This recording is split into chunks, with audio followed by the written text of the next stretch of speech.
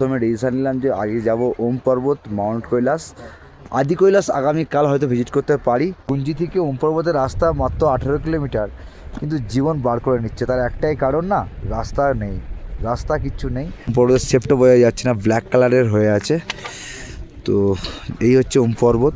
শেয়ারে আমরা যাচ্ছি, এটা মোটামুটি পার হেড 1000 করে বলছে, তিনজনের 3000 টাকা।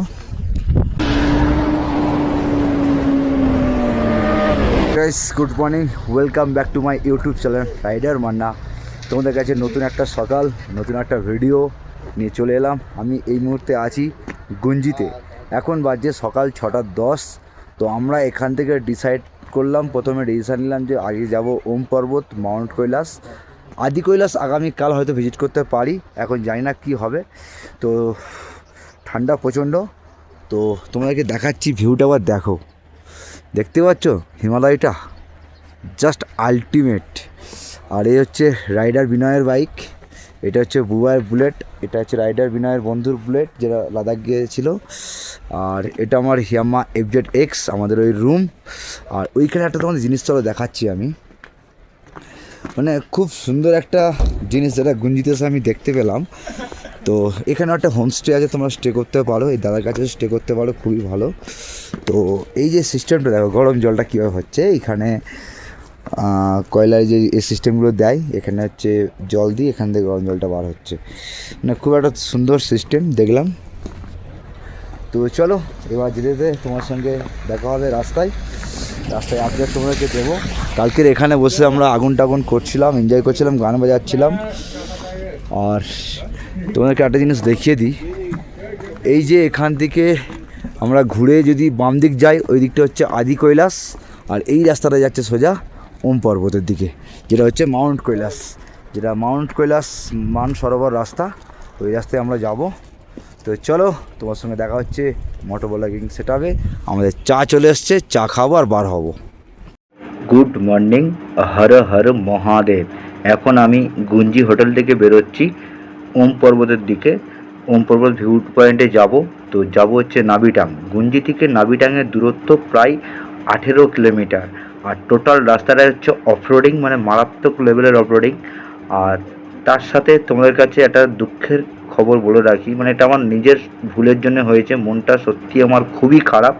তার একটাই কারণ, এতটাই ঠান্ডা ছিল যার কারণে সকাল 6টার সময় যখন আমি রুম থেকে বার হই, আমি হাতে দেখো ডবল গ্লাস পরেছি। আর সত্যি কথা বলতে মনটা ভেঙে গেছে। আমি তোমাদেরকে মোটো ব্লগিং রাস্তার কিছু ভিডিও দেখাতে পারবো না, তার একটাই কারণ, আমি যখন রুমে ফিরে আসি, আর রুমে ফিরে এসে যখন আমি টোটাল ক্যামেরায় ভিডিওগুলো চেক করছিলাম, কোনো কিছু রেকর্ডিং হয়নি। তার কারণ আমি যখন বারবার ক্যামেরার পাওয়ার বাটন যখন ক্লিক করছি, আমি ভাবছি পাওয়ার বাটন ক্লিক হয়েছে, ভিডিও রেকর্ডিং শুরু হয়েছে, কিন্তু একটাও মানে ভিডিও রেকর্ডিং হয়নি, ক্যামেরা অন হয়নি। মানে এটা আমার এতটাই খারাপ লাগছে যে আমি তোমাদেরকে রাস্তার কিছু ভিডিও দেখাতে পারবো না, বা কোনো অফরোডও দেখাতে পারবো না। এটা আমার সত্যি খুব ব্যাড লাগ বলতে পারো। তো রাস্তায় দাঁড়িয়ে যেখানে যা ফ্রন্ট ক্যামেরাতে ভিডিও করেছি সেগুলো তোমাদেরকে আমি দেখানোর চেষ্টা করব। তো এই মুহূর্তে এখান থেকে এই যে রোডটা দেখতে পাচ্ছ, বাম দিকে যে রোডটা যাচ্ছে, এটা যাচ্ছে আদি কৈলাস, আর সোজা যাচ্ছে নাবিডাং ওম পর্বতের দিকে। চলো যাওয়া যাক। A few moments later. তো এই মুহূর্তে আমরা দাঁড়িয়ে আছি কালী মন্দির থেকে মাত্র 1 কিলোমিটার দূরে, আর ওম পর্বত থেকে 8 কিলোমিটার আগে। তো রাস্তার ধারে দাঁড়িয়েছি, প্রচণ্ড ঠান্ডা লাগছে, তোমাদেরকে জাস্ট ভিউটা দেখাচ্ছি। তবে কালী মন্দির আমরা ভিজিট করিনি, এই কারণে আমরা ফেরার পথে কালী মন্দির ভিজিট করব। আর তোমাদেরকে একটু রাস্তাটা দেখাচ্ছি কীভাবে যাচ্ছি। দেখো, এই দেখো রাস্তাটায় আমাদের এই বাইক, আর এই রাস্তাটা এইভাবে গিয়ে এইভাবে ঘুরে ঘুরে ঘুরে ঘুরে ঘুরে ঘুরে সেইভাবে আবার ফিরে উঠছে, ঠিক আছে, দিয়ে সেই ওই দিকে ওম পর্বত।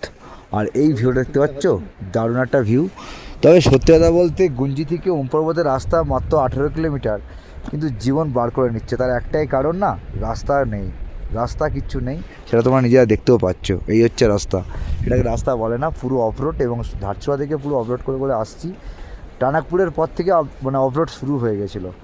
তো যাই হোক, আজকে আমরা আদি কৈলাস যেতে পারবো কি জানি না, হয়তো নেক্সট ডে ভিজিট করব। তো চলো ওম পর্বত যাওয়া যাক। তো গাইস, এখন ঘড়ি কাটায় বাজছে সকাল 8:30। আমরা এই মুহূর্তে পৌঁছে গেছি নাবেডাং। আর এখান থেকে তোমাদেরকে ওম পর্বতটা আমি দেখানোর চেষ্টা করছি। তো সামনে হচ্ছে এই ওম পর্বত, কিন্তু এখানে কোনো একটু জুম করে দেখাচ্ছি, দেখো কোনো বরফ তো দেখা যাচ্ছে না, তাই জন্য ওম পর্বতের শেপটা বোঝা যাচ্ছে না, ব্ল্যাক কালারের হয়ে আছে। তো এই হচ্ছে ওম পর্বত। তো সামনের ভিউ পয়েন্টে যাব আমরা।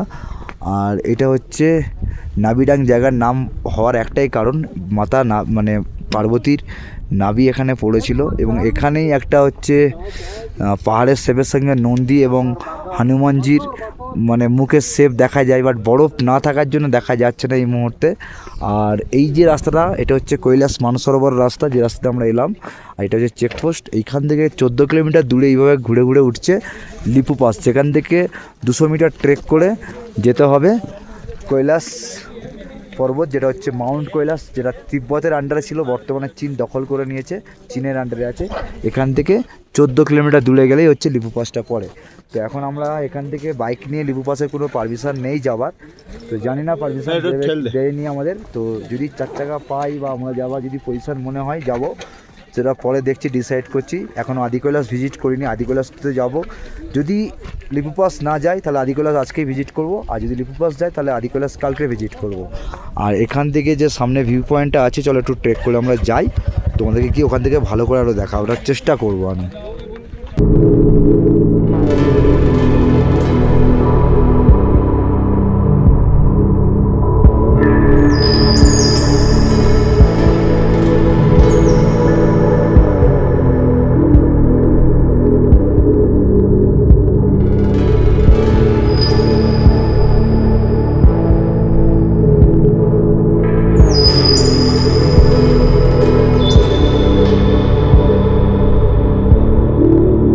এই মুহূর্তে নাবিডাং ভিউ পয়েন্ট, ওম পর্বত ভিউ পয়েন্টে চলে এসেছি, আর সেই হচ্ছে ওম পর্বত। তোমাদেরকে একটু জুম করে আমি দেখাচ্ছি, দেখো আসলে বরফ নেই বলে না খুব একটা বোঝা যাচ্ছে না। এই দেখতে পাচ্ছ, এটা হচ্ছে ওম পর্বতের শেপ। আর এই যে এটা হচ্ছে নাভিডাং, আর মাতা পার্বতীর নাভি পড়েছিল এখানে। আর এখানেই হচ্ছে হনুমানজি আর এর নন্দীর ছবি দেখা যায়, কিন্তু এই মুহূর্তে বোঝা যাচ্ছে না বরফ না পড়ার কারণে। আর চলো নিচের দিকে নামি। অবশেষে আমরা ফাইনাল সিদ্ধান্ত নিলাম যে আমরা যাব লিপু পাস, যেখান থেকে মাউন্ট কৈলাস দর্শন করব। তো আমরা এই গাড়িটা এখানে বুক করলাম, মিন্স বলতে যারা বুক করেছে তাদের সঙ্গে শেয়ারে আমরা যাচ্ছি। এটা মোটামুটি পার হেড 1000 করে বলছে, 3 জনের 3000 টাকা। আর এই মুহূর্তে ওম পর্বতের ওপরে মেঘ ঢেকে গেছে, তোমাকে দেখাচ্ছি, দেখো ওই মেঘটা চলে এসেছে। আর তোমাদের একটা জিনিস বলে রাখি, এই মুহূর্তে আমরা যে জায়গায় দাঁড়িয়ে আছি নাভিডাং, আর এই যে ওম পর্বত, এই ওম পর্বতের এই সাইডটা পড়ছে হচ্ছে নেপাল, এই সাইডটা পড়ছে চায়না, আর এই সাইডটা হচ্ছে আমরা ইন্ডিয়া। মানে 3টে বর্ডারের মাঝখানে হচ্ছে ওম পর্বত। যদি তোমরা গুগল ভালো করে দেখো, গুগল ম্যাপ, তাহলে তোমরা বুঝতে পারবে যে ওম পর্বতটা ঠিক কোন পজিশনে আছে। তো যাই হোক, আমরা রাস্তায় যেতে যেতে আপডেট দেবো। লিপু পাস যাওয়া যাক। নাভিডাংয়ের পরে প্রথম আর্মি চেকপোস্টে দীর্ঘ 4 ঘন্টা অপেক্ষা করার পরে আর্মিদের বিভিন্ন রকম ক্রাইটেরিয়া শোনার পরে তারপর আমাদেরকে ছাড়লো লিপু লেকের উদ্দেশ্যে, যার উচ্চতা 18,400 ফিট। আর এই নাভিডাং থেকে লিপু লেক পর্যন্ত দূরত্ব সেটা হচ্ছে 14 কিলোমিটার যাওয়া এবং আসা 14 কিলোমিটার। আর রাস্তা তোমাকে যদি বলে থাকি, মারাত্মক লেভেলের অফরোড, ধুলো নোংরা রাস্তায় ভর্তি। আর জীবন হাতে নিয়ে সত্যি কথা বলতে এই রাস্তায় যাওয়া, যাদের শরীরের প্রবলেম আছে, নানা রকম প্রবলেম যদি থেকে থাকে, তো সেগুলো আমি আর ব্যাখ্যা করছি না। এরকম যদি কেউ মানুষ থাকো, আমি তোমাদেরকে 100% সাজেশান দিচ্ছি, ভুল করেও এই রাস্তায় এসো না, জীবন হাতে নিয়ে যেতে হবে এই রাস্তায়। অবশেষে লিপু লেক পার্কিংয়ের সামনে পৌঁছে গেলাম, এবং ড্রাইভার সাহেব আমাদেরকে বলল এই চড়াই 200 মিটার রাস্তা, একদম স্টিপ সরু রাস্তা তোমরা দেখতেই পাচ্ছ, এই রাস্তায় আমাদের পৌঁছাতে হবে ওপরে লিপু লেকে। ভোলেনাথের দর্শন এত সোজা নয়, সরু রাস্তা দিয়ে আসছি, যদি পড়ে যায় জীবন শেষ। আর সত্যি কথা বলতে কথা বলার মতন ক্ষমতা নেই, এখানে প্রচণ্ড পরিমাণে হাওয়া বইছিল। আর্মি এখানে 1 মিনিটের বেশি কাউকে দাঁড়াতে দিচ্ছিল না। আর সামনেই চায়না তোমরা দেখতে পাচ্ছ, আর এটা দেখার পর জীবন শান্তি, হর হর মহাদেব। আমার বাইক ওই নিচে রাখা আছে, এখান থেকে বাইক নেবো, সোজা আমি বলছি পৌঁছে যাব। আর তার একটাই কারণ, সকাল থেকে কিছু খাওয়া হয়নি, খালি পেটে ওদের 4 চাকা গাড়ি করে ওঠা মানে মাথা কিন্তু ঘুরবে। বেলা 1টার পরে 18,000 ফুট ওপরে যাওয়া মানে পৌঁছাতে 2টো 2:30 বেজে যাবে। আর অত হাই অ্যাল্টিটিউড প্রায় 8,500 ফিট ওপরে এইভাবে থাকাটা ঠিক না খালি পেটে। বডিতে ডিহাইড্রেশন হতে পারে, হাই অ্যাল্টিটিউড সিকনেস হতে পারে। এই হচ্ছে কালী মন্দির, আর এটা হচ্ছে কালী নদী, সবটাই আর্মিদের আন্ডারে এখানে।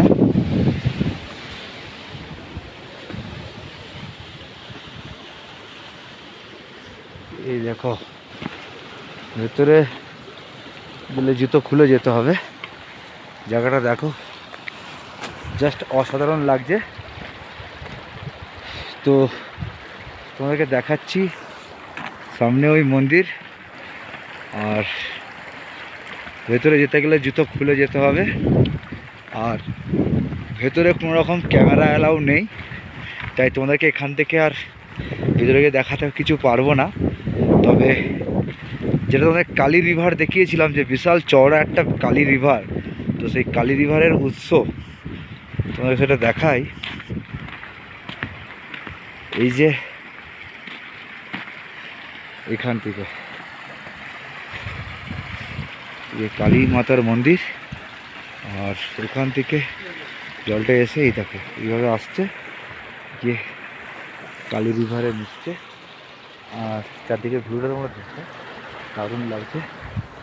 সামনের ভিউটা অসাধারণ দেখতে পাচ্ছ। তো এখান থেকে গঞ্জির দূরত্ব প্রায়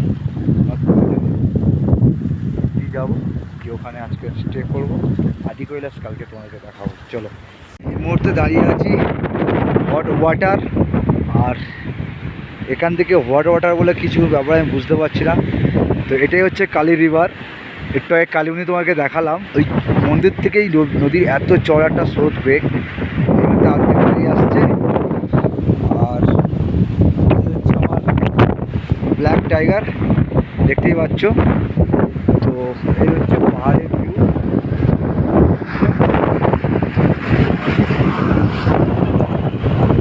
এখান থেকে ইতিহাস আর মাত্র 7 কিলোমিটার হবে, তারপর আমরা ঘুরতে যাবো। আর এই মধ্যে তোমরা দেখতে পাচ্ছ আমি একাই আছি এখানে।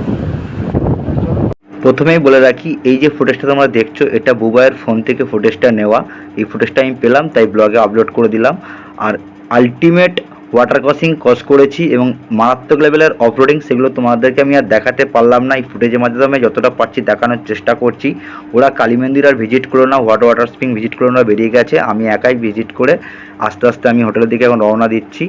আর কয়েকটা ইনফরমেশন দিয়ে রাখি, গুঞ্জি থেকে তোমরা নাবিটাং যখন যাবে 3টে চেকপোস্ট পড়বে। গুঞ্জি চেকপোস্ট, কালী মন্দির চেকপোস্ট, আর হচ্ছে পড়বে নাবিটাং চেকপোস্ট।